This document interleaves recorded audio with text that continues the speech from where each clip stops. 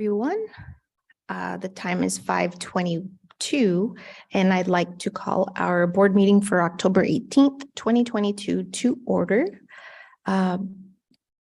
Welcome to everybody in person and on the YouTube live stream. One or more board members or members of the public may participate by telephonic, video, or internet conferencing. And the board reserves the right to change the order of the items on the agenda. Let's begin with our tribute. In partnership with the tribes who called Phoenix their home first, we acknowledge and respect the land our schools are built on. We commit to being a strong partner with any and all tribal nations who entrust their children to our schools. We are grateful and honored to be partners. Ms. Miriam, may we please have a roll call for attendance?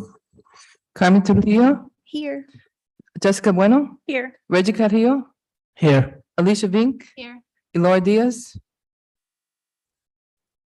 Thank you.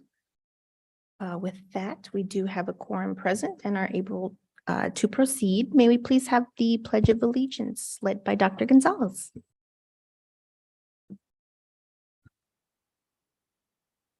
I pledge allegiance to the flag of the United States of America and to the republic for which it stands, one nation, under God, indivisible, with liberty and justice for all.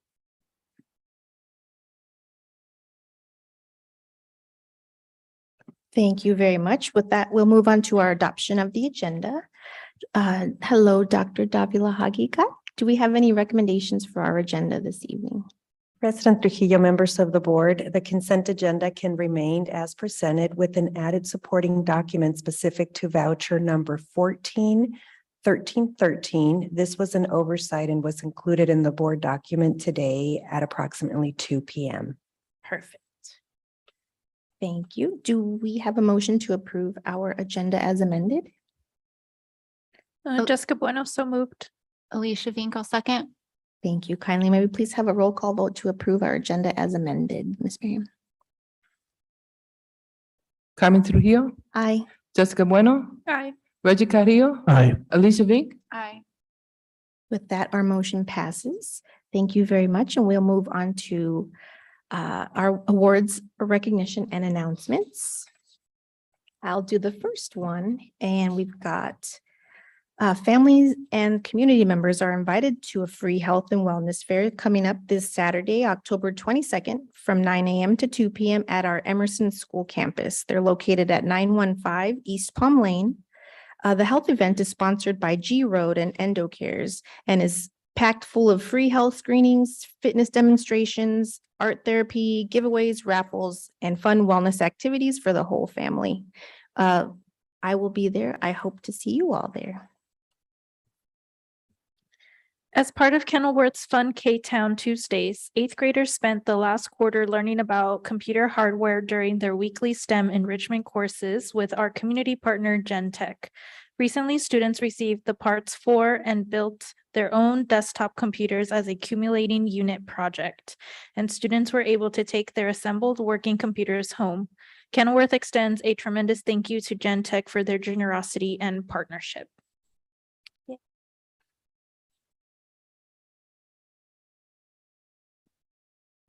First grade students at Paul Lawrence Dunbar School were involved in an arts integration project with their teacher, Abby Vidal. Ms. Vidal integrated a literacy extension and introduced students to Love Monster by Rachel Bright.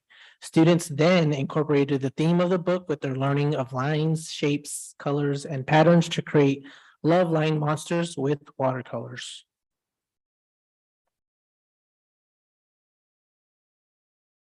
Phoenix #1 appreciates our families partnering with our schools, and our sites have hosted a number of family engagement opportunities. Edison School held their monthly coffee with the principal, Mr. Fuentes. Parents discussed what kindness should look like and sound like for students, staff, and parents. They also had some fun with a round of loteria. Our schools held Title I nights across the district. At Kenilworth, families participated in a STEM challenge with community partner Sticks, where they designed and constructed towers out of index cards. The final design challenge included a test to see how much weight the card tower would hold without collapsing.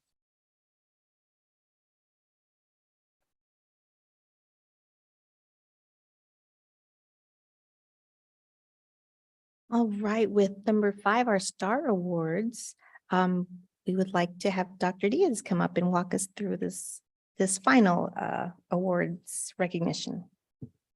Absolutely. Madam President, members of the board, members of our community, it's my pleasure to recognize our Star Award winners for the months of August and September. We're doing Star Awards a bit different, and it's been an exciting couple of days. Rather than asking folks to come down to a governing board meeting, although we love having them here, we've been surprising them at their schools and at their work sites. So today we were in a classroom at Herrera. Yesterday we were at Plant Services, and we've been in these other places, and so far so good. And we're excited to share with you who the Star Award winners are for these months of August and September, starting with our Star Awards winners from Plant Services and Child Nutrition. Our first Star Award was received by Mr. Elias Sanchez. He is our painter, and he works out of the Plant Services Department. You can see some pictures of Elias right there. Elias is an exemplary employee. He has a positive attitude and is always willing to go above and beyond to serve the needs of our staff and our students. He is only one individual, but he accomplishes his tasks with the effort of 20. He is well respected by his peers and demonstrates that same respect to everyone he engages with throughout the district. Elias is consistently focused on doing the best job he can and is a true reflection of our strategic plan as a highly motivated and effective employee who ensures our students are at the heart of every one of his decisions. The words his team used to describe him were customer focused, exemplary, and leader.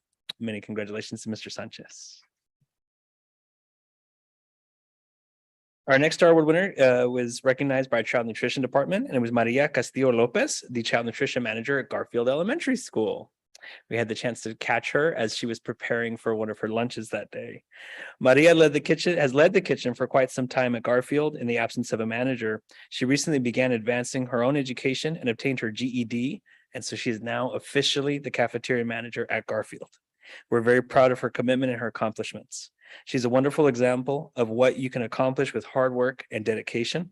And some of the words that were used to describe Maria were reliable, hard worker, and energetic. Much congratulations to Maria Castillo Lopez.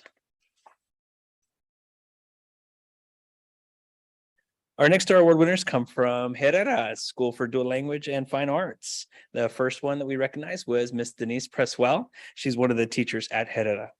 Denise references personal connection in her instruction to ensure students are learning and is determined to make sure all of her students are engaged, even if they're having a difficult time focusing.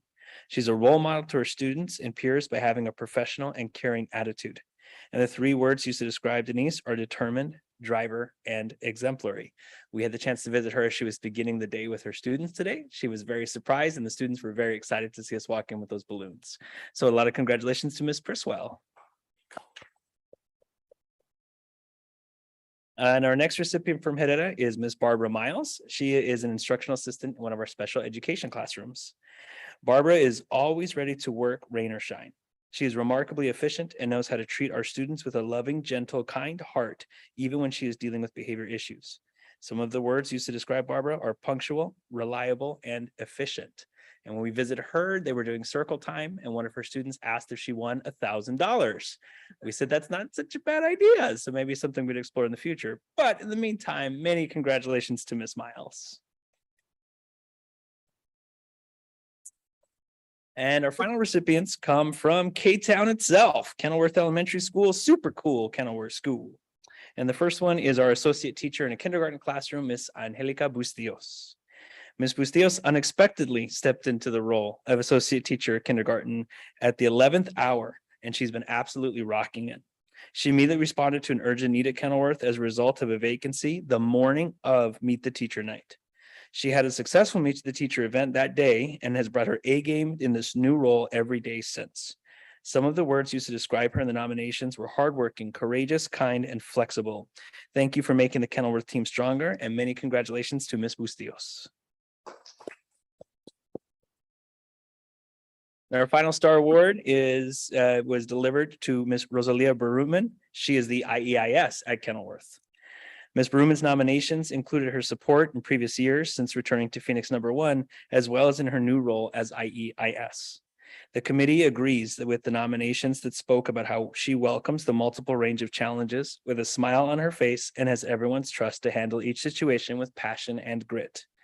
Her flexibility to address the unpredicted daily needs that surface while continuing to keep thinking and learning as a priority is unmatched.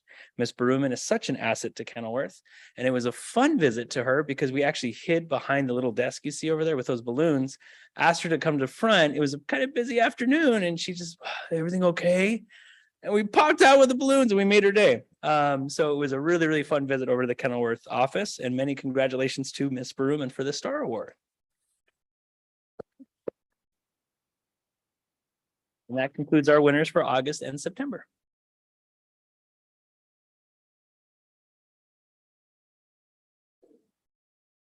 Thank you very much, Dr. Diaz. How nice we had to catch up on all of those, and that actually does look a lot more fun than us trying to coordinate which side we're going to take pictures on. I'm really happy to see that. I feel like it's a lot more personal, definitely a lot more, my apologies, intimate for you guys to connect. So it's really great. I love to see the change in the celebration. Thank you all very much. With that, we will move on to our superintendent's report, item B1. Good evening. Thank you. Good evening, President Trujillo, Vice President Bueno, members of the board, our cabinet, and Ms. Sarostegui Johnson, along with our public. One way that Arizona Department of Education measures students' performance is by assigning letter grades based on results from state mandated assessments. Phoenix #1 learned of the outcomes of each school yesterday. I share with you and the members of the public that all schools within our district received letter grades of A's and B's. Huge celebration for us. I pause there. Despite being a very tough 21-22 school year, due to our worldwide pandemic, administrators, staff, parents came together to support the hard work that our students put forth. Our students demonstrated the needed growth to earn the A's and B's. We celebrate growth and we continue to increase proficiency for all our students in all subject areas. With the Star Awards, visiting sites to deliver the Star Awards has really been a highlight for cabinet members and principals. It was great to come in and see their principal faces, first of all, because they were not expecting it. And so that was exciting. And, as you saw, Dr. Diaz had the opportunity to present, and we really look forward to continuing this tradition that we've started here. It's just amazing to see these individuals receiving this recognition in front of their peers and in some cases in front of students. And it just really brings the warmth and the value that we believe matters for our employees. And leaders across our district met today to reflect on accomplishments and lessons learned from Q1. And we were able to celebrate many strengths and define opportunities to enhance our practices as we begin Q2. So it's been an exciting Q1, and we look forward to serving our children and their families in Q2. Thank you. Right. Thank you very much for that. We will move on to item C1 for board reports. I'll go pretty quick. This past Saturday, October 15th, the district was recognized by the actions of a teacher who served students, and more specifically our gifted students at Emerson Elementary, Ms. Sel Fowler. She was nominated, applied, and was accepted as a candidate for the Teacher of the Year ceremony put on by the Arizona Education Foundation. I believe AEF is what I say in my head. She made it all the way to being a semifinalist. Her mentors flew in from Chicago, her family attended, Emerson teachers, and 3 of us board members went to go celebrate this achievement with her. The district was recognized as she was here when she was nominated for this work. So just wanted to honor her and give her a good round of applause while we're here. Thanks.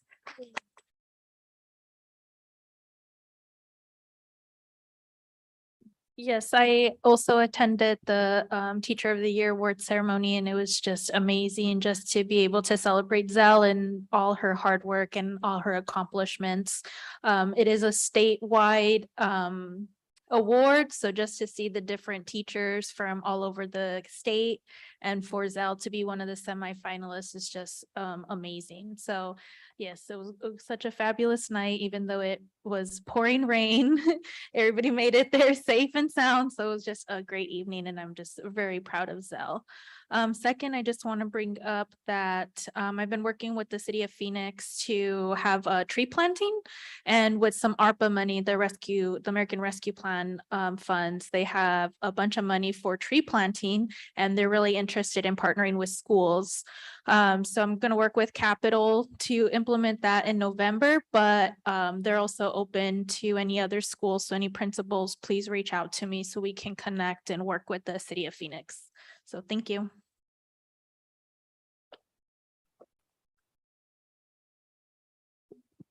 For my board report, we were able to visit Magnet Traditional School. And really just, again, hear out the concerns of our community and just make sure that we're monitoring the situation with our own insights, our own firsthand experiences. And so I just want to say thank you to Principal Walker for giving us that tour. It was Dr. Vink and I that were able to have this tour last week, a couple weeks ago. I will say for me, I left with our continued confidence in Mr. Walker and our district and cabinet team in handling our transition. And I left it with our continued confidence in our cabinet and admin team and our principal, Mr. Walker, in maintaining his record of excellency that he has maintained and continuing to uphold his high expectations that have supported his school, his teachers in achieving that A letter grade, right? And so I'm just, again, satisfied with what we saw, satisfied that our students were in safe and secure learning environments with multiple teachers in those classes. And that is to say, at the same time, we'll continue to monitor the situation, making sure that this transition is as stress-free as possible for our students and making sure we're communicating better than we did previously with our parents and the rest of our community about this transition.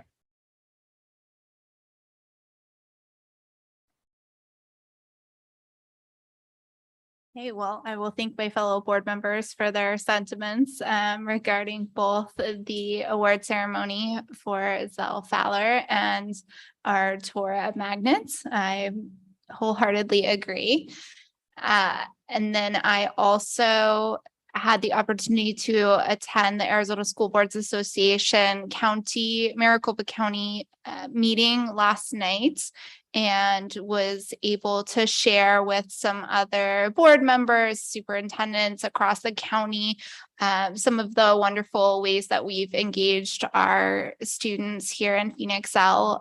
One specific thing I shared about was how we included our students in the superintendent search process and the candidacy. So very proud of the work that we do here, our teachers, our staff, and our students.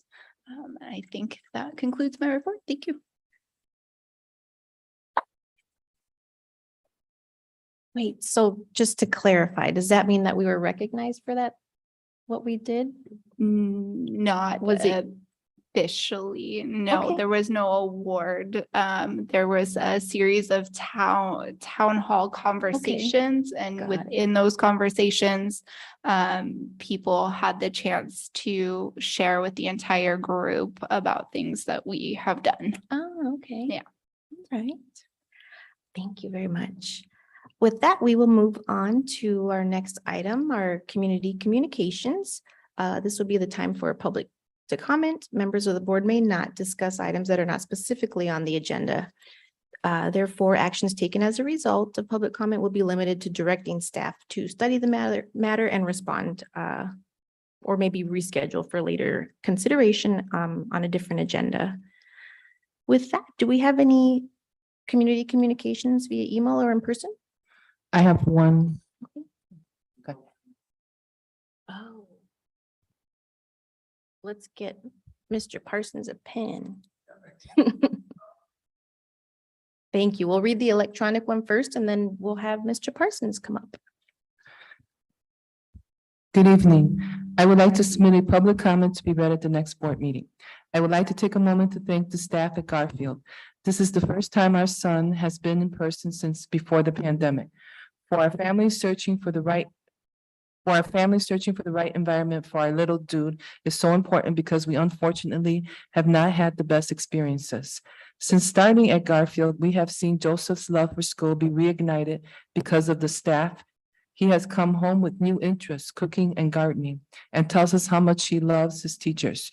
Even with the incidents we have had with some of the students not being the nicest, the staff is always responsive and making sure Joseph feels supported and knows what to do if he has any issues. We recently went to the parent-teacher conferences at JoJo's science teacher, and Joseph's science teacher brought tears to all of our eyes. He spoke so much love into Joseph. The way our family has been treated as we are part of the LGBTQ community, the staff has been so understanding and affirming to how we are structured, really has been a breath of fresh air. I just wanted to take a moment for all that you do. I know it's hard, especially in this climate, but for families like ours, it genuinely means so much and makes sending our child to this district feel like one of the best decisions we've made for our little dude. Thank you, and I hope you have a beautiful day. Tamilia Valenzuela.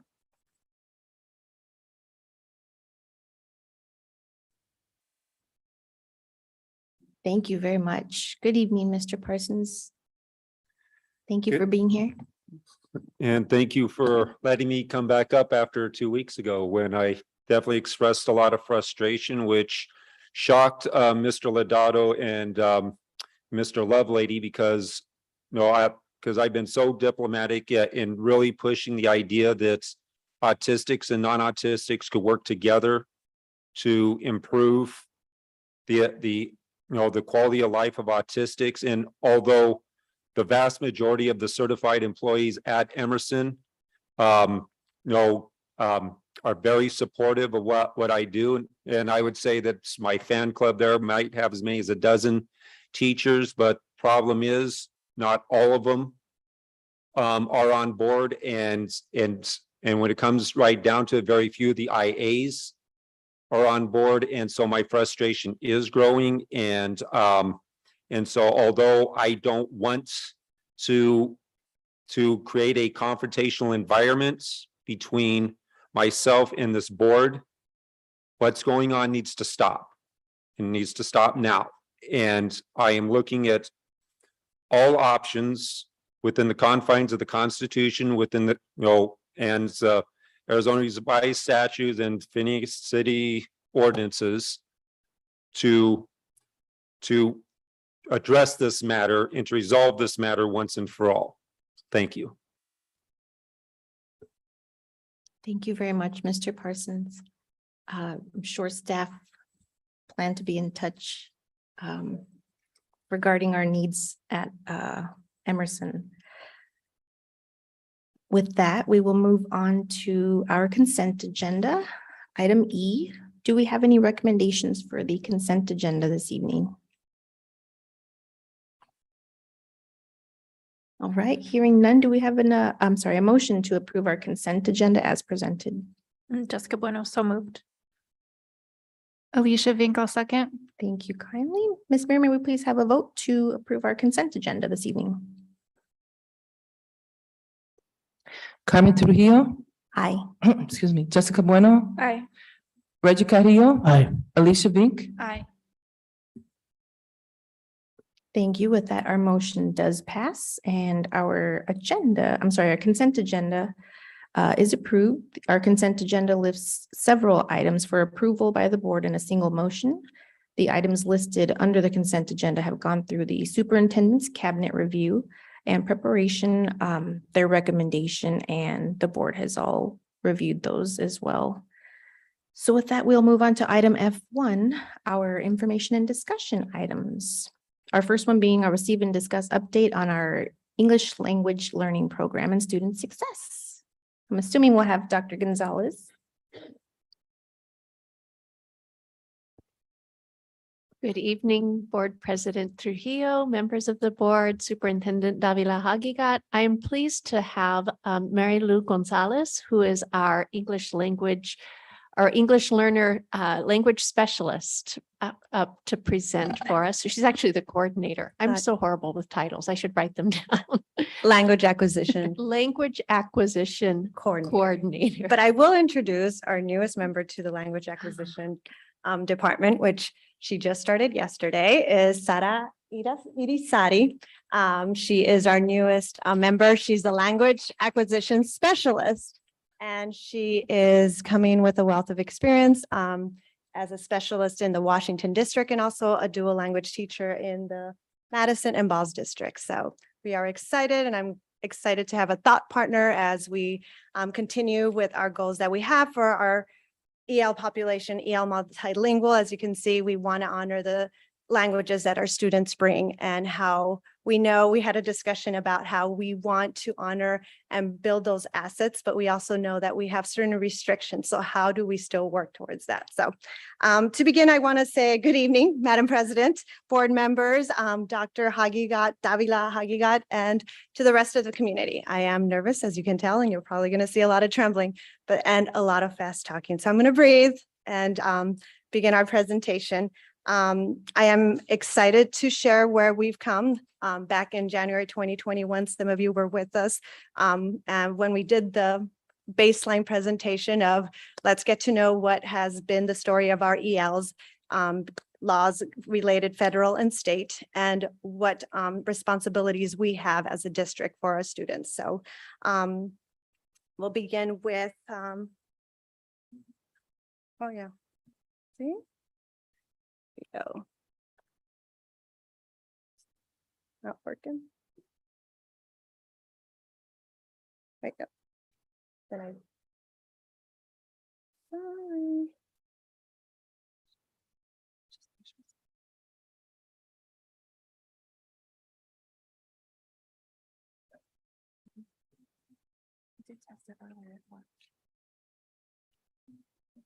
Randy, can we just advance it from your screen? Do you want to just? Okay. So we also presented back in 2021 the changes that came with the new Arizona framework. We followed that presentation by also ensuring that our equity goals addressed our ELs. So during this presentation, we'll talk to those goals, and we'll also talk to what is our current state of our ELs in at Phoenix L. Wonderful. Thank you. No worries. We're all human. We are patient, and we will be ready when Randy and Rocky are ready. Other than that, thank you for being here. And I'm really excited to welcome our newest team member. Thanks for being here as well.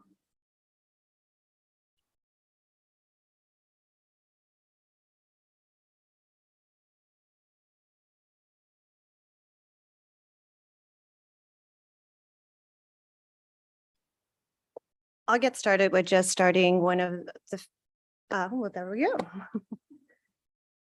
It's like watching water boil.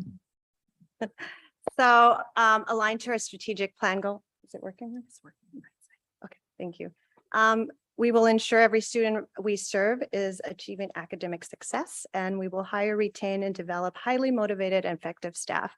I think that's the heart, and when coming from LTM this morning, just thinking of all our individuals and our teachers that are come in with passion to make a difference with our students, and how are we doing to support them and retain them, because they, especially as we go through the presentation, we'll speak to our EL interventionists, but I also want to give a shout out to our principals, because our principals have a lot to do with what gets done at a site, and they have a lot of compliance to deal with the state, but also keeping in mind not just compliance, but quality of instruction.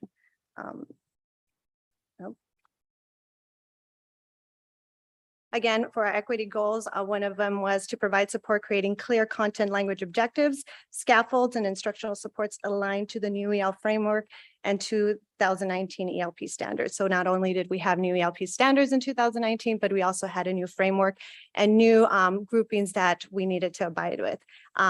and how part of our goals in our addressing that is also preparing our teachers of that instructional delivery.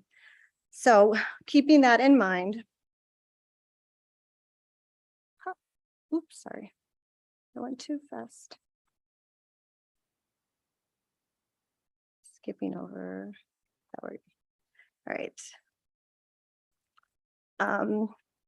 So one of the essential goals to ensure strong language development in our students, ensuring they are presented with clear content and language objectives aligned to the content. So that was prior to what we were talking about, how we set up that for our teachers and for our EL interventions that work with our students.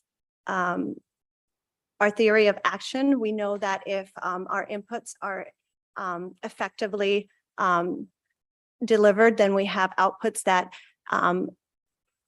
trail into our outcomes. So some of our inputs from the get-go have been to train our staff in the LDA and effective instructional practices, as well as they're having accessible data for ELs, because we know that in order to see the growth of our students is able to see where are they at and what do we need to work with to grow them within the domains of reading, language, reading, writing, speaking, and listening.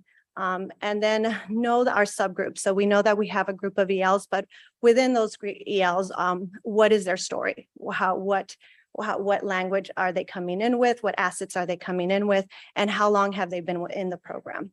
From that, knowing that and that information, how can we ensure that their services are implemented effectively and that they're receiving the instructional delivery effectively? So a big piece is making sure that there's strong collaboration between all teachers of our students, between our EL interventionists and also our teachers, but also the families. The family is a big component of knowing of what is going on in our students' lives and what also can we reach out to support our families.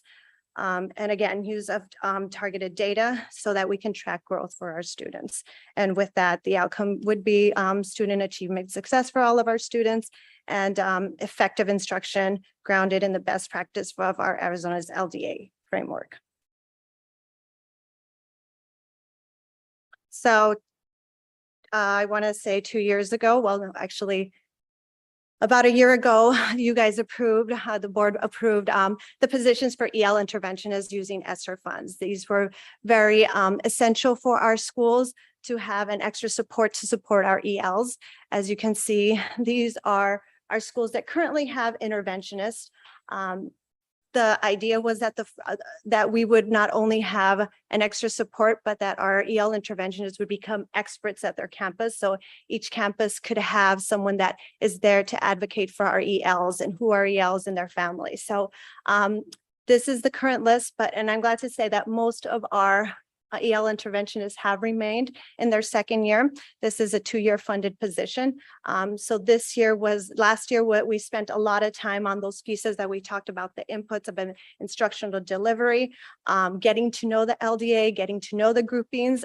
They also received training throughout the year on SIOP practices, sheltered instruction practices, so that they can put that into their instructional delivery and also speak to that to fellow teammates and teachers at their campus. So this second year has been kind of building their capacity and now being ones that can deliver some of that PD at their site, and also not just overall in whole group, but also in CTMs, and be able to have those conversations. And it's been great to see that they also have developed their own ways to communicate with their staff, whether that be through weekly updates, informing them what's going on with their groups, or sitting in on CTM. So it's been very great to see that slowly but surely we'll bring in those EL experts that we wanted to have on the campus. So I will say that we've also had new ones join us this year that are coming in with experience and also a passion to work with our students. So we'll celebrate that, because this is the second year, and if we were to keep them for another year, it'd be exciting to see the continued growth that we'd have and the impact. So these are our numbers, our current numbers. Not too long ago, a few weeks ago, we presented it to our new hires, because our new hires also wanted to know more about their EL students.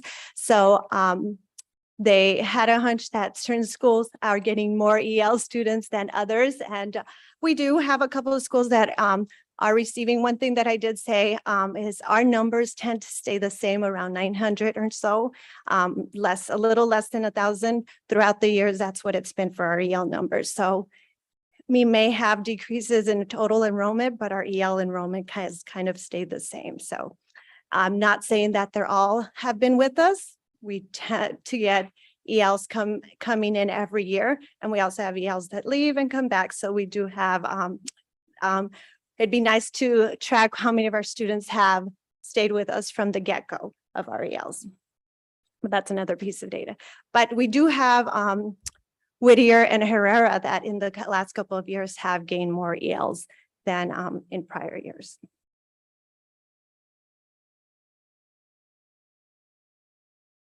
EL students by grade level. We have in the primary, as it tends to be, our primary usually has higher ELs than in other grades. We could see that sixth grade has a little bit higher than normal. And that's another piece that we would have to dig into the data a bit more to see if one piece that we did not pull out that I would have liked to include was our dual label, which are the students who also receive ESS services, because we do have students that have special EL services and ESS services. And so sometimes that's some of our upper grade students that receive those minutes. So we have to be mindful of where they're at and what we can do to ensure that our ESS teachers and our EL teachers collaborate in the instruction of those students. So this is a map that I did over. One of the questions was where are our students coming from, our EL students? And the assumption is they're coming from everywhere. And the reality is that most of our ELs are from here. Our students are born in the United States. So if you see the map, the greener it is, the more students. So the data has right there, 818 of our students are born here in the United States. And if you can see all the other red, that's where we have other students as well. The lighter means the less, but Mexico being, I actually have those numbers here. Mexico being the second with 98. Then we have Guatemala, Honduras, and all the other ones tend to have 4 or 3. But we do have from Nicaragua, Philippines, Puerto Rico, El Salvador. So we do have a representation, maybe 1 or 2, but what is eye-opening for some is that our ELs are from here, from born. And then that got me thinking, well, yes, we're of myself being born here, but my parents are born. So being the daughter and sons of immigrants, it makes sense. So just some interesting information as we share to our new hires, that just know that our students, the majority, and it aligns with the national data that most of our ELs are born in the United States. I apologize for my voice cracking. I don't even know. No need. Okay, proficiency level of students. So we have the breakdowns of our levels. For those of you who are new to the levels of Azela, pre-emergent being the beginning level, and then basic intermediate. That only tends to be for our kinder and first graders. And then we move on to basic and intermediate. So we can see that we have quite a few intermediates and basics. And again, more breakout of the data would tell us what grade level these students were and what how many years they've been in the program.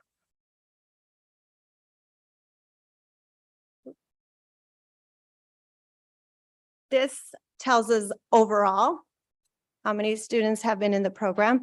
This is important to see as we start looking at subgroups and how we go about supporting our students in language acquisition, knowing how many years they've had with learning the language. So we could see that some of that 210 of our students have been in the program less than a year, meaning they just got placed. So again, getting to know our students and what level they are in their language.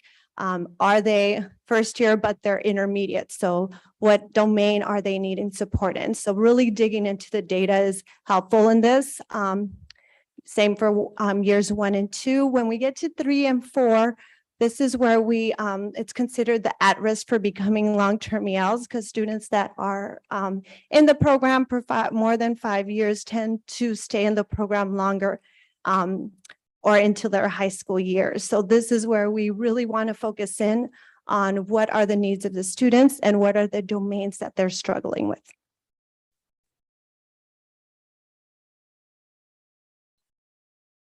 We included this on the EL performance of our ELs, the ELA performance of the ASA for EL students. We know it does not look pretty, but we also know that our students need to acquire the language and know the content and be comfortable with the vocabulary that they're present with. And so one of our goals is to ensure that as we're developing the language of our child, that we're including them in content area studies that are integrated with language development, and they're exposed to that content that they're likely going to be seeing in assessment. So even though this may not look like we wanted, it is an increase from what it was last year. What I will celebrate is that we just got back our cut score data for EL points, and we had a lot of celebration. Too bad we couldn't add it, but we had a lot of growth. All of our schools received 6 or more points. The most you can get is 10 points for the EL points. So let me look at the data real quick. All of our schools received 6 or more points. We more than doubled reclassification proficiency of our students. We went from 30 to 67, which is a big celebration, knowing that last year we still had situations of quarantine. So there was a lot of hard work in the part of our EL interventions of our teachers of still making sure that our students were getting, sorry if I'm losing my, were getting their needed support. We also had 327 of our students that took the Zella Move a level. That's 220 more than the year before. So it is a lot of celebration when it comes to growth, but we know with growth comes proficiency. So now it's really getting into the data and seeing if they've grown one level, what level did they grow, and how far are they from reclassifying. Yay. Our models that we have for PSD1. Again, I give a shout out to our principals because this is something that they think about through the summer and of how are they going to make the minutes work. It is a playing game sometimes of schedules with everything else that is on their plate and making sure that RELs get the required by compliant Arizona that they get their minutes. So right now we have 2 models that we are using. We have the A1, which is the pullout model, which is technically our kinders get 30 minutes and we allocated 30 minutes because we fund the other half of our kinder. Otherwise, it would have been 60 minutes for our kinders as well. So 1st through 5th grade are 60 minutes that they have to receive with only ELs, preferably with their proficiency group. That is not always attainable because we don't have the personnel to be able to pull them and give them those 60 minutes. If you have like 3 basics, 2 intermediates, and 1 pre-emergent, you can't really make all of those work. But if you do combine them by grade level band, because they also go by grade level band, it's doable. So it really depends on the number of ELs needing the services and what supports our schools have. So EL interventionists really play a big part in this and the strategic thinking of how to ensure that those minutes are there and not only are there, it's scheduled, but are protected to be delivered. In our Herrera school, we do have the dual language. So those students that are dual language do receive those minutes that are required for them. Any students that are not in the dual language program would get the pull-out model. Ideally, some of our schools would like to have the time for some of our newcomer students to have more of the targeted model, but that does require more minutes that are just only with ELs. And again, sometimes it's not feasible to be able to provide that. So going from being able to provide 60 minutes for ELs to 120 minutes, where it's just the teacher and the EL students can sometimes be more than they can support.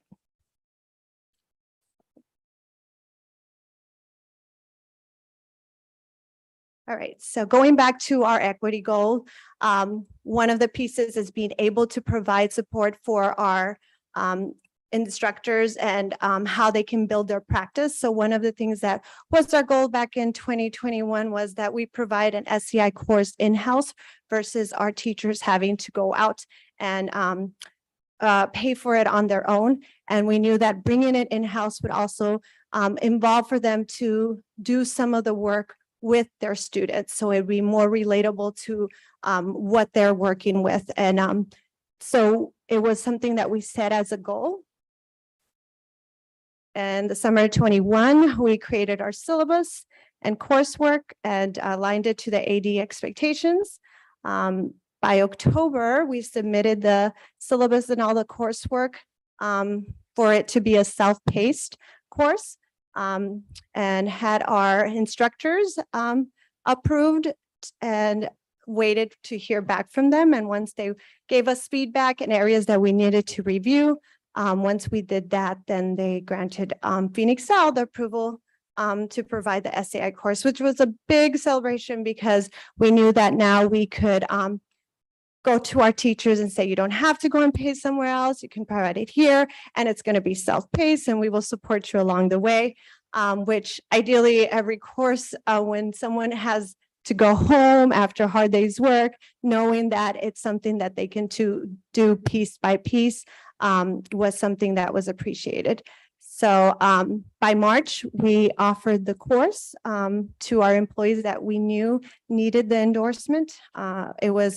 We reached out to about 14 and we heard back from 12 that were interested in taking the course. So we started for March with the goal being that by June, before their summer, because we're always thinking about, you want to have a summer, so get it done by summer. So by June, they would have it completed. We had around 4 of them completed in June.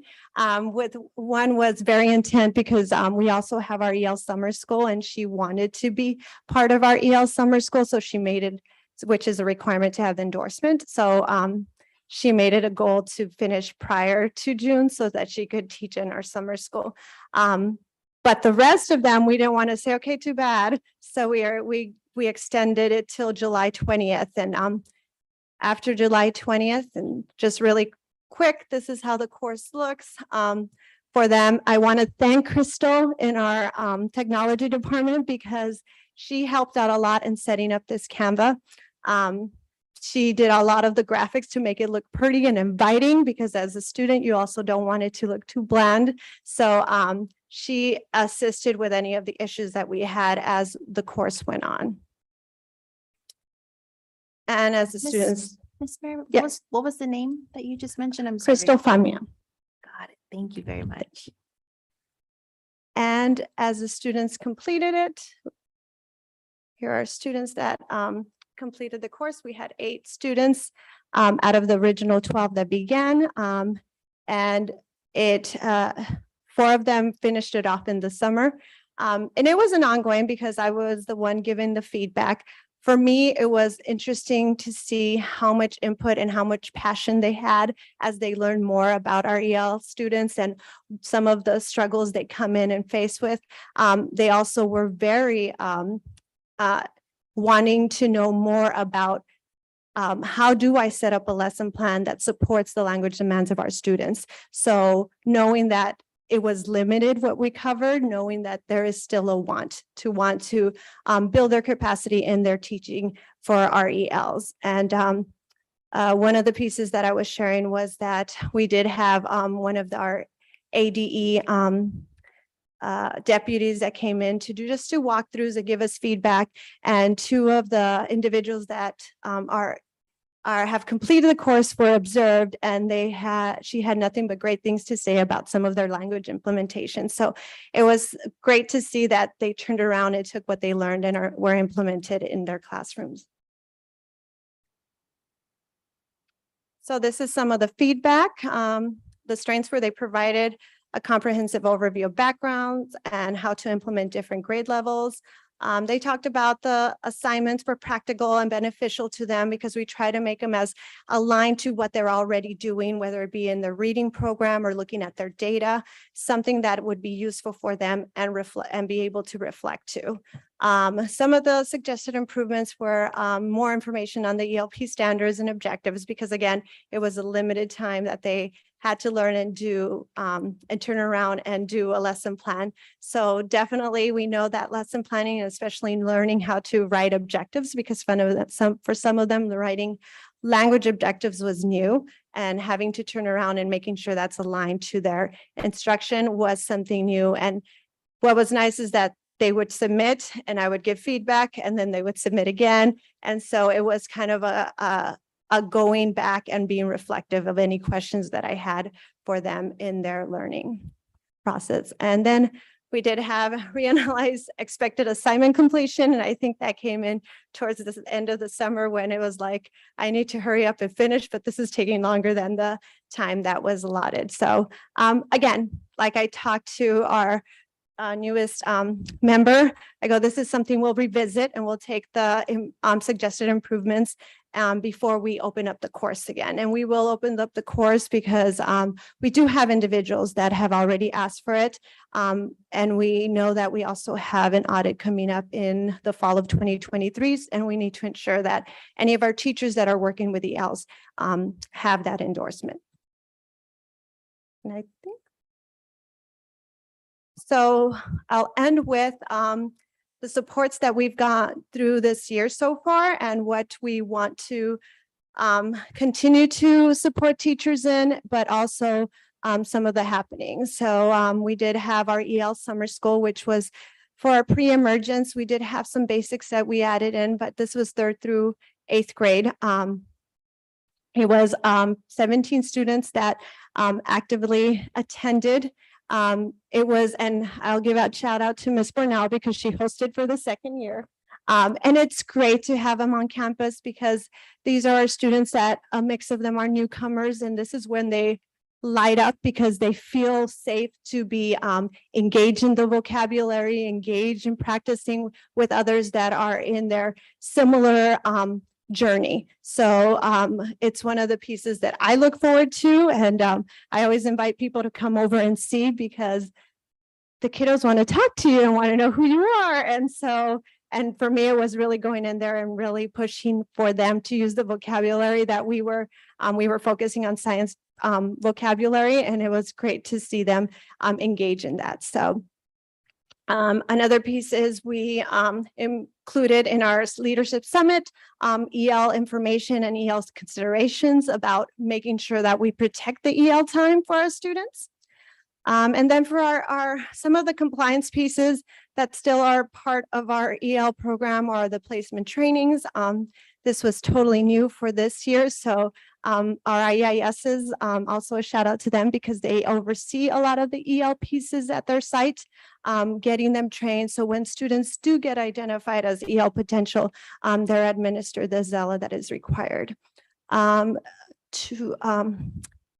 One of the pieces that you all passed in the board policies for EL was that there would be an EL presentation at the beginning of the year to go over EL's guidelines and EL expectations. So we did have that rolled out on August 17th.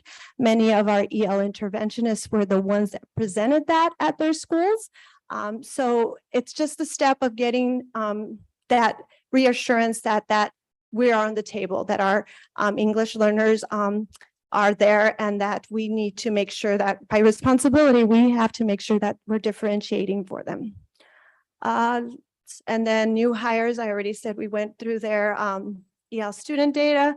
We're getting ready to do Rosetta Stone for EL families because we also have Rosetta Stone for our students of ELs. And so we've gone out to schools and trained the parents on how to use it and how to download it into their phones or their tablets. And I always go, if you remember Inglés Sin Barreras, then you know what Rosetta Stone is. So that usually clicks on them on, oh, okay, this is how it's going to work.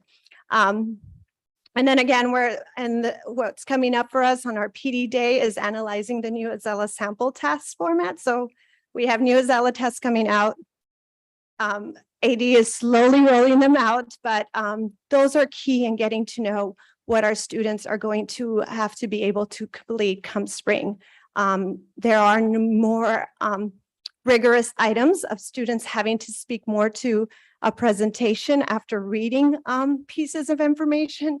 So what are we doing to prep students for those pieces? And so the other pieces that I'll just quickly go through is, we want to bring in more of the targeted integration, understanding and how that looks like in classrooms and the planning, and then continue some on-site coaching with the language acquisition. Now that we have Sarah, I'm excited because we're going to hit the ground running. Tomorrow we'll be at one of our high EL schools that are excited to get the support. So we're going to continue doing that and seeing where we best can support teachers, whether that be our new hires or whether that be our EL interventionist. The other pieces are that we did partner with WestEd. We have a team from Edison that is going to be working with building equity for our English language learners. It's a 2-year commitment.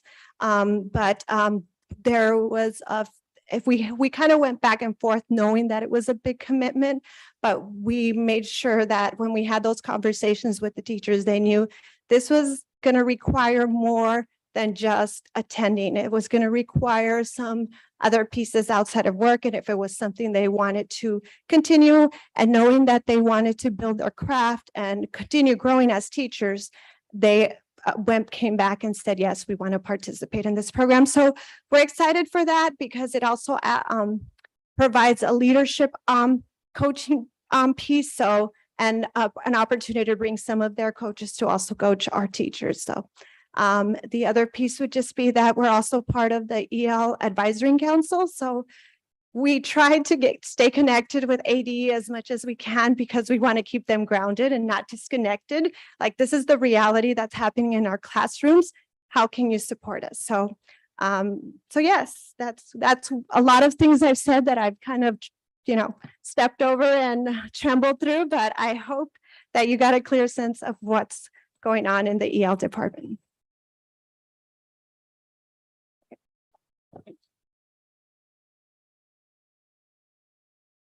That was wonderful. Everything you talked about. I'm not an educator, but I was able to keep up and only had a few what does that acronym mean again? And then I'm able to look them up. So hats off. I think you did a wonderful job for however nervous you might have been. I just have a quick few questions. I'm really, really loving the SEI course. And I just wonder if you could remind me why that was like a project you wanted to carry out. What did we replace? Was it cost savings? Was it a need for our teachers? What created that idea, I guess? Sure. Great question, because I did not even go into SEI, structured English immersion. So it used to be something that our undergrad students came in already having. Some of our undergrad students do have the coursework when they come in, but some of our transfers, especially out of state, don't have the SEI course required, and they are required to have it in order to instruct ELs. So we knew that it was either we're going to hire someone to come in and do it, or we're going to have to send them out and have them take it elsewhere. But what we really wanted was just to offer it here at Phoenix EL. That was one of the pieces that in the feedback, they really did appreciate that it was in-house versus having to search on their own. And I will say that we did have other districts reach out to us and say, can you come in and do our SEI instruction? Because they have not had that in their district. So yeah. So maybe we can capitalize on that. Hats off. I think that's really wonderful, very innovative. Yeah, I'm pretty speechless. This was carried out. Your timeline and execution was just spot on. I do remember your last presentation, so thank you very much. My quick final question is, in a perfect world, it really seems like you've got your team like a well-oiled machine. So what would your department need if we had all the resources and, our accessible hands? What would your department need to serve the kids the way you would like to see them served in a perfect world? I would always say that, getting to know our students, taking the time to have those relationships, because relationships is number one with all our students, regardless of if they're EL or not. But that takes also personnel. So I would say bringing in our EL interventionist for another year, which is also something that, yes, it'll cost money, but if we have the funds, I know our schools would appreciate that as well. I'm glad you brought that up as far as the acknowledgement, because I did make a note about that. It does bring me some, I don't know, solace piece of some sort, hearing that part is even acknowledged, that we do have to know what those environments look like, what are they coming in with and without, what are they dealing with? So I really am grateful to hear that, because we do that with all kids, I'm assuming. And it is such a very important part. So for you to acknowledge it more than a couple times in your presentation is huge. So thank you very much for that.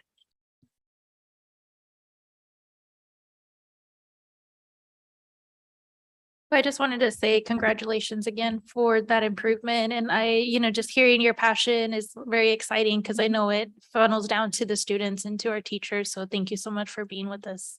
And I agree. welcome, Sarah. Thank you for your presentation. I just had 2 questions, and I'm not sure whether they're directly for you or for cabinet, but so Herrera has a different model for some of their students. Did we pull out the data from the students receiving that model versus the students receiving the other model? And do we know whether one group of students is doing better than the other? This is the first year that we have students that are in 2 different models. So next year we'll be able to see. There is a more focus for our EL interventionists to work with our students who have more minutes required. So it would also look at what level our non-dual language students are in their language development, and what level our students who are receiving the dual language minutes are. Okay. And then do we know, is there evidence or research anywhere that tells us like whether one model generally works better than the other? So AD provided us with data, not necessarily that, because last year was basically the first year that they could actually see the full implementation of the models. Most schools, 75% of the schools use the A1 model, which is the push out, pull out model. So there isn't enough evidence to right now weigh of which program is more effective. We just know which program is being utilized more. Okay, I see. Mhm. I would be interested in national data. We know that language development is so great for the brain too. So I love the dual language model for all kids. So I would be interested in. The dual language model is extremely effective with language learners. And when you look at data, and again, Arizona doesn't have that comparison to the level that we would be able to make a claim in either direction. But I do know, being a dual language student myself, you use your primary language to transition into your secondary language. So it really shows, the research shows how your brain develops and how you're able to transition in a way that can be more effective than if you are monolingual speaking. So it's really solid data with dual language. We just want to make sure that we see it here in Phoenix and follow the trend within our state for those districts that have the program for dual language. That's a good comparison. Okay, so I guess I'm wondering, like, as we look at this from a financial perspective, like where we go, whether we put our money into continued interventionists or we put our money into building those dual language programs that are really great for all kids. So that's something that we can continue to to dive into. And then my second question, oh, I did notice the Rosetta Stone for families, and that's super exciting. I am wondering if we're going to track that data too, to see if the family getting stronger in their language development boosts the students as well. So we have plans of tracking just like we track student usage and track to see how it's correlated to how they're doing in their language development. We plan to at least get that information, the usage, and asking families, how is it working out for them, and having more information, because if it's effective for some of our families, right now we have limited accounts. Is it something that we need to build up for more of our students and families, and make them more aware that they have that resource available? Beautiful. Yeah, I think the Rosetta Stone, and then I know that for some of our communities, we have like gatherings of families with similar like needs and resources, a gathering of families learning English so they could participate in conversational growth or whatever. I don't know if we currently have that other than, yeah. Yeah, So- we're with the school we are meeting with on Thursday. This principal is the goal is to have an on-site computer lab so that the parents can come in and use it, because they started last year and they started to see it's not always effective with them just downloading it on their phone. But if they have a site to come in and actually use the computer with the headsets, they're more apt to use it. I love that. I also love the idea of sending home devices with the kids where it's loaded on and the families can use those devices too. But beautiful. Thank you so much. Thank you. All right. Well, thank you. It was a pleasure presenting to you, and thank you for being patient with me. Thank you very much, Ms. Mary. And again, welcome, Ms. Sarah. We're really excited to have you here. Thanks for choosing us.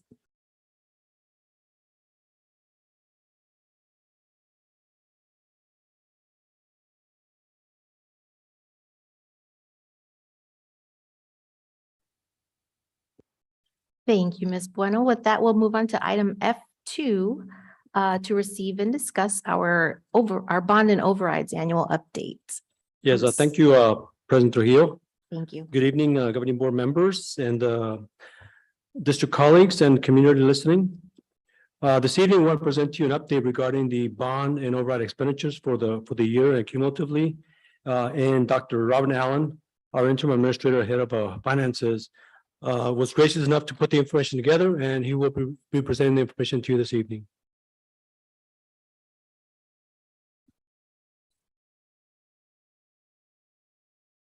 Good evening, President Trujillo, Dr. Hagigat, members of the board, cabinet, and guests. So I am here tonight to provide the annual report on the District 21-22 or 2021-22 bond M&O, maintenance and operations, and capital override supplemental funding expenditures. So it is just a description of the amounts of money spent according to each of those supplemental funding amounts.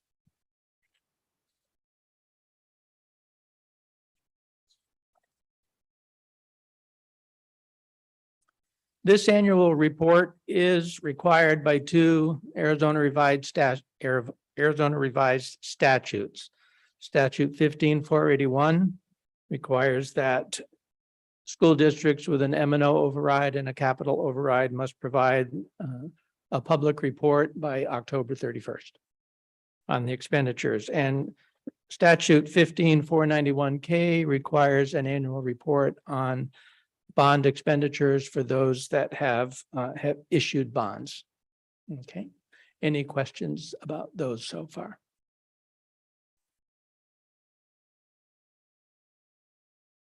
So a brief overview of your bond election. You have a $59,500,000 bond election that was passed in November of 2015. That funding was available for 10 years through 2025. The district statement that called for the election requested support for continual implementation of the strategic plan. And it was broken into two areas: capital improvements. Bond is essentially capital expenditures. So nothing in the maintenance and operations for salaries and benefits. So two areas, non-administrative projects, so construction, acquisition, renovations to buildings, FFE, furniture, fixtures and equipment, technology equipment upgrades, and vehicles. On the administrative side, projects allowed for technology equipment and upgrades.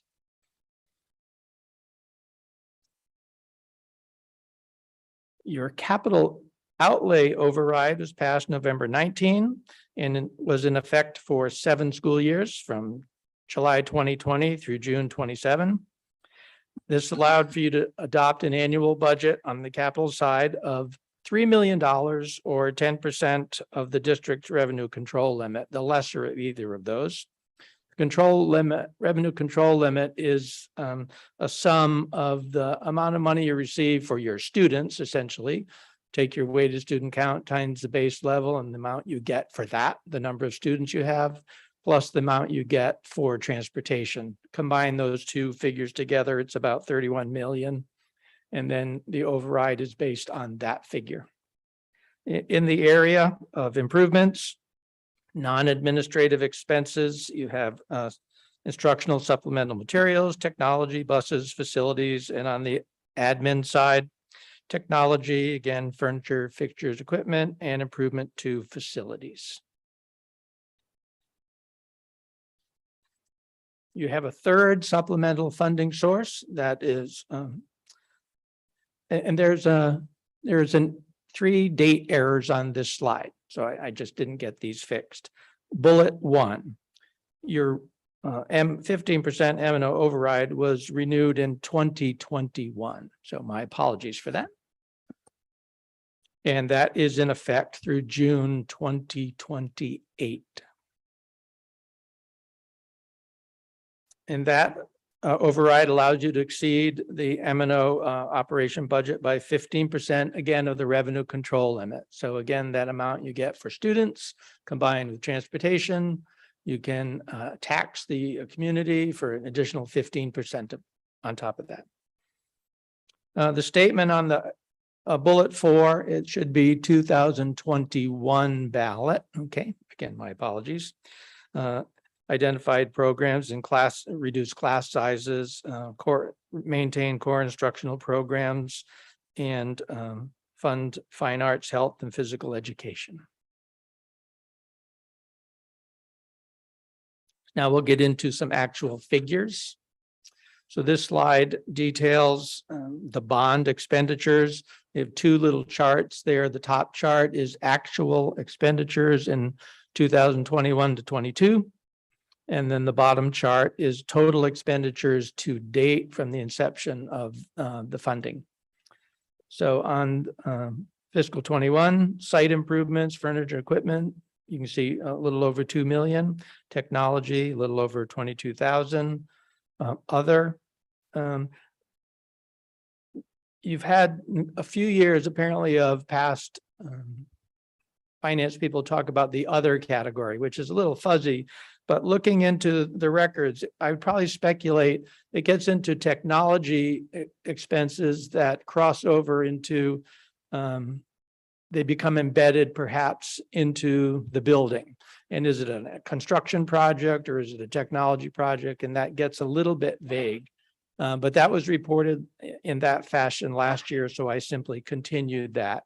It would take a little while to dig a little deeper in that, but my speculation is it's a mixture of perhaps technology, construction type things that become integrated, and then coding them in a fashion probably gets a little fuzzy in how you're going to just code that expenditure. It has to be coded to the bond fund. That is absolutely required. But then the lower level descriptions of the actual purchase requires some judgment. So. Question. So does that mean, I guess example wise, would that mean like permits and licensing fees kind of It a could thing? be permits, Okay. could be, yeah, if it's a construction project, Got it. permits could be part of that. Bond fees, you do with a bond expenditure, you do have annual bond fees, but they don't come down to, if you look at the bottom chart on the bottom right, you have 1.6 million in other expenditures. Fees are never going to come close to that, but certainly construction projects are going to for certain. And again, I'm just speculating. It's kind of a mix of technology integrated into facilities and or construction project that might be even architectural fees or some things like that. And the chart at the bottom gives you the total authorization of the bond by category: site improvement, technology, vehicles, technology, and the 59,500,000. The middle column gives you total expenditures to date by category, and then the balance. So I just took that 1.698 other and made it a negative just to see how much money you actually have to spend to date. So you've got about $4 million. As of June 30th, you had about $4 million to spend.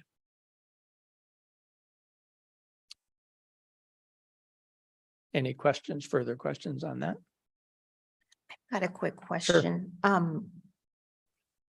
Last week when we spoke about this, kind of just getting prepared, we talked about funds that might be already like pre-planned to go towards stuff that maybe we haven't spent any money on, but yet it's like pending or It could be futuristic. encumbered in some way, Yeah. fashion.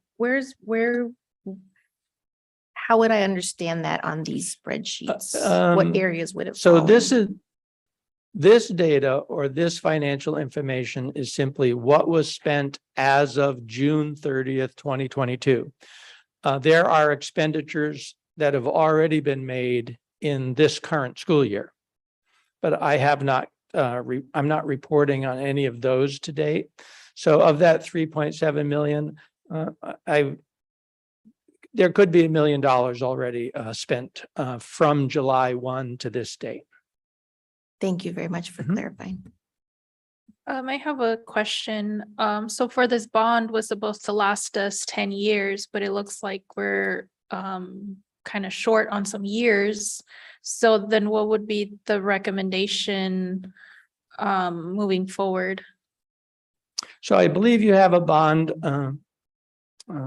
This year? election on for November, and I'll let Mr. Yes. Quintana speak to that.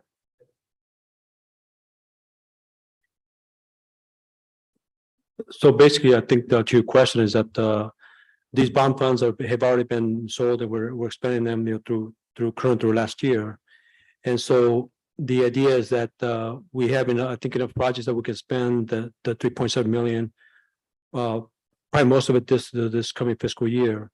And the bond funds hopefully will be approved by the voters in November. That will be used for starting next fiscal year.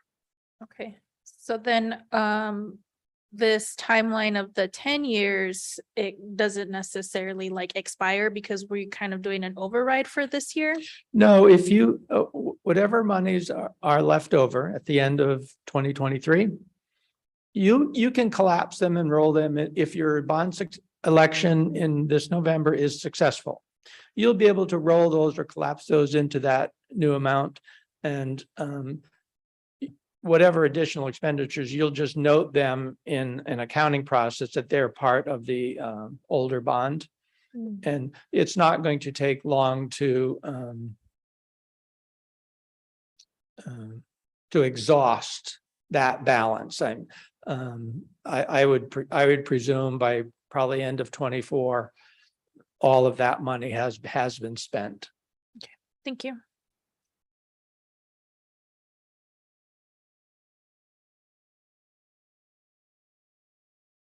The next slide is capital override expenditures from 2021 to 22.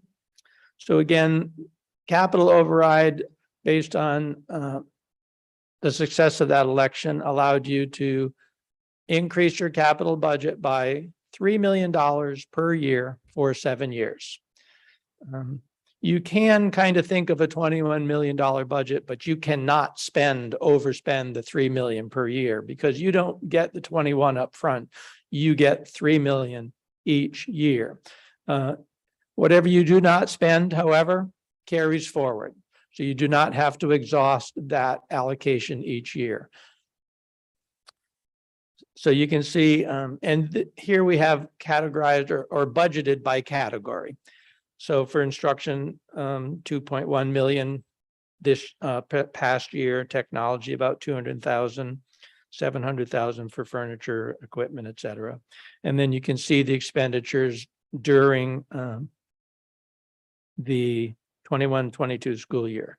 Now you can see in technology overspent in the budgeted area, but underspent in the furniture equipment area. So just summarize 2.5 million spent. You have a $500,000 approximately that does carry forward into the current year.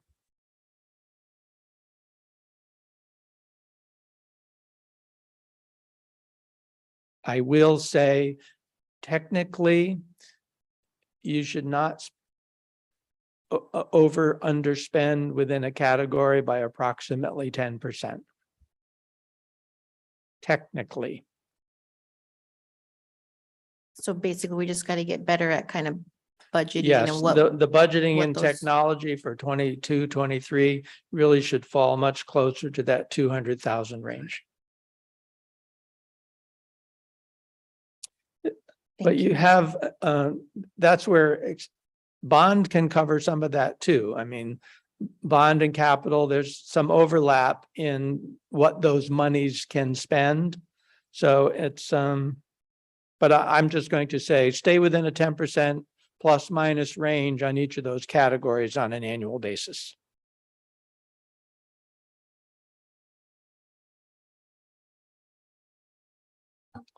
The next slide are your M and O. Oh, sorry. This has the of the total 21 million, how much has been spent to date by category. Now here you're pretty much within the categories except in the furniture equipment. 700,000 overall budgeted, spent 1.2 million.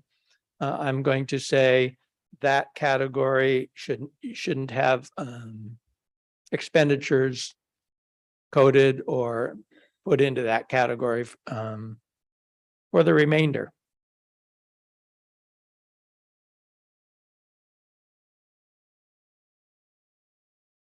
So while you have 15 million to spend, the bulk of it needs to be put into instructional materials, technology, facilities upgrade, and it doesn't look like anything has been spent on vehicles yet.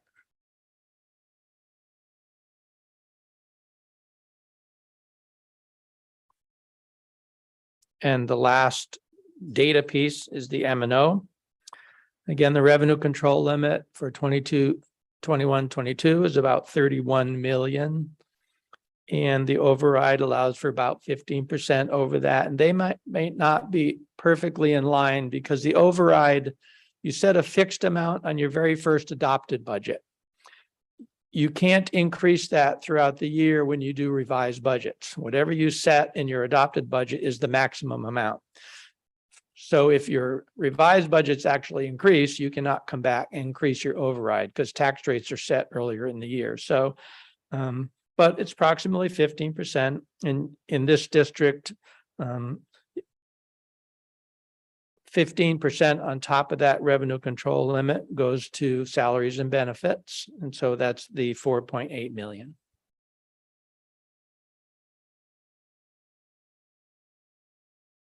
And that completes the data that I have. And additional questions?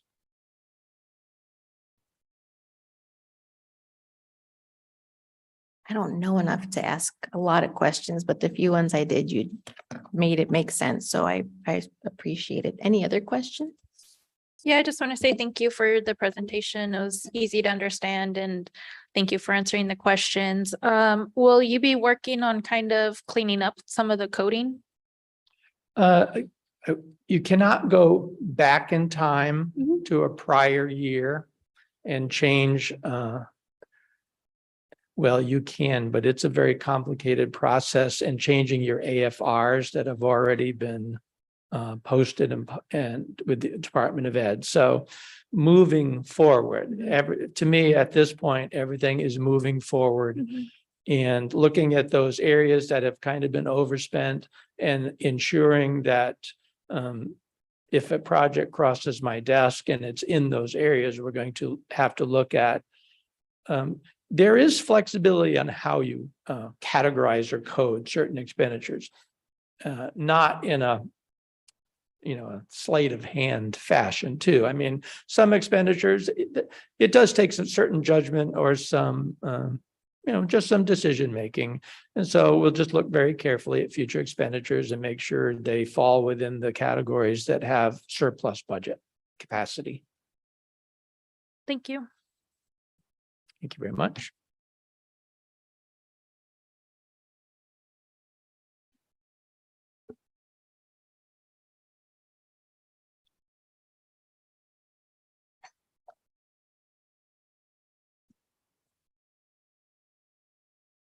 Wonderful. Thank you very much, Dr. Allen. With that, we will skip over item G right on to item H1 for board requests. Do we have any this evening?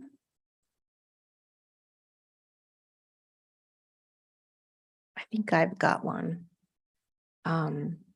Actually, never mind. That's going to be a future agenda item. My apologies. Okay, hearing none of those, let's move on to item H2, future agenda items. I would like to request a formalization of our Pathways to Success Committee so that way we can get a timeline going on what that looks like as far as where we're at as a status and where we're going with that. And then also maybe a work study session on our I don't know what it's called, but I know our HR project that we have going on. I forget what it's called, Dr. Diaz, but yes, I think that would be helpful. So those are my two.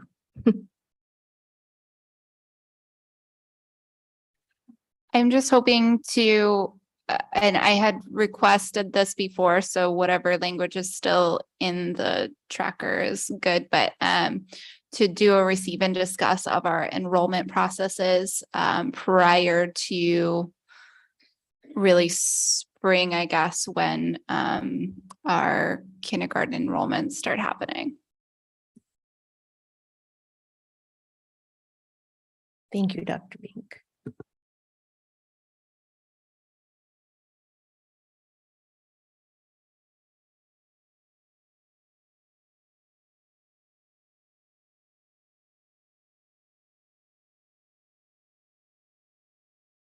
And just to clarify on my first request, what I made the note, when I made my note, I wrote to myself that formalizing meant kind of going with what policy that we have in place right now for committees. ASBA brought it to my attention on how that works. So whatever policy we have in place, I made a note to try and find it, and I didn't do that before tonight, but just to clarify, that's what I was basing my request on, was a certain policy we've got in place that has the requirements that require the timeline and all that sort of thing. All right, any other items? Doesn't sound like it. So with that, we will move on.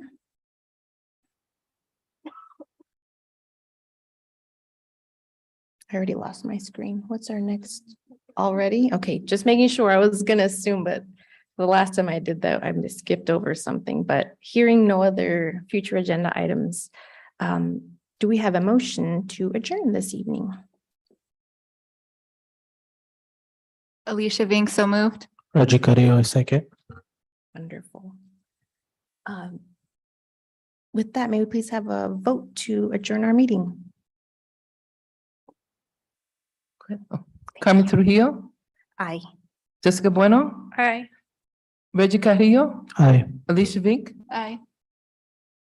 Thank you very much. With that, we will adjourn at 6:51 PM. Thank you all for being with us tonight. Our next board meeting is November 15th at 5:15 PM. And again, we are going to have our health and wellness fair this Saturday at Emerson from 9